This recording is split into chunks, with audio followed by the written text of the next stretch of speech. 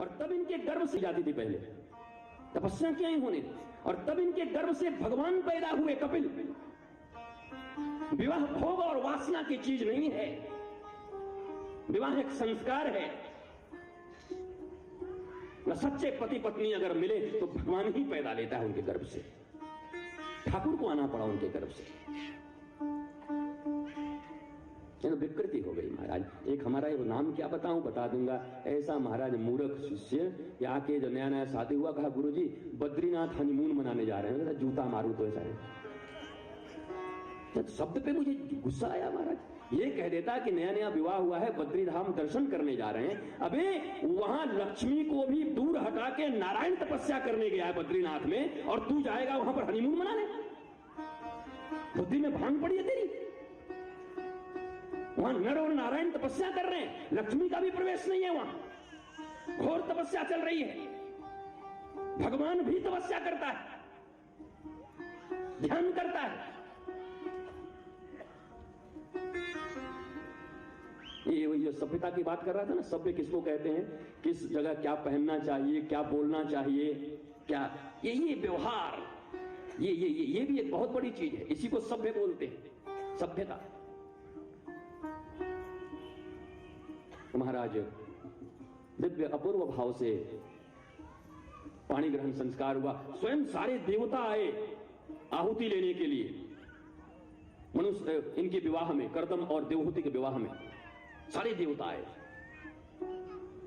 इसलिए मैं विवाह पद्धति के ऊपर बार बार बोला करता हूं कि विवाह पद्धति को सुधारिए।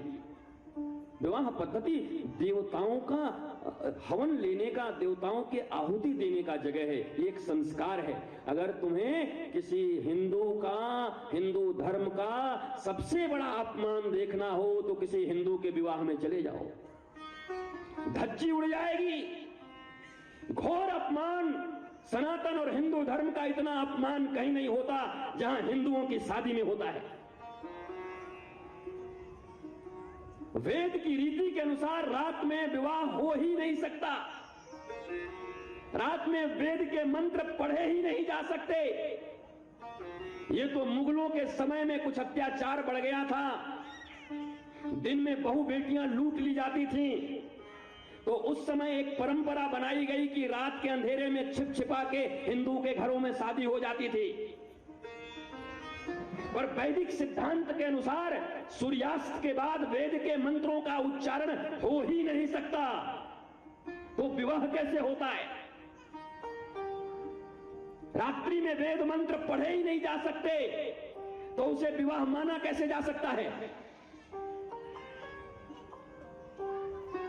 विवाह में यज्ञ हो रहा है, जूते पहन के ये बड़े बड़े फूफा फूफी, चाचा चाची, ये रिश्तेदार या करके और विवाह का यज्ञ चल रहा है, हवन चल रहा है, और कुर्सी लगा के जूता और टोपी और पैंट पहन के बैठे, ये विवाह कर रहे हो। तुमसे बड़ा अनाचार और अत्याचार, इसीलिए तो तुम्हारे घर में रावण, कुंभकर्ण, कंस ये सब पैदा। क्या सोचते हो विवेकानंद पैदा होंगे तुम्हारी इस दृष्टिकोण से?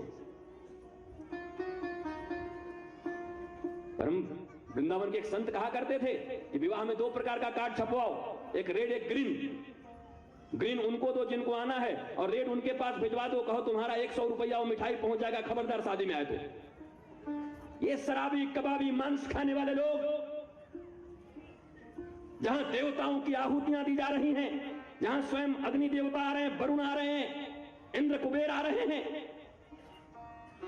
एक सात्विक भाव से जहां पति और पत्नी बनने जा रहे हैं, पाणी ग्रहण संस्कार हो रहा है, यज्ञ हो रहा है, विवाह एक यज्ञ है। 3 घंटे तक बैठा रहता है दूल्हा, कोई आके कोको कोला पिला जा रहा है, बड़ी फूफा जी पिलो पिलो पिलो है।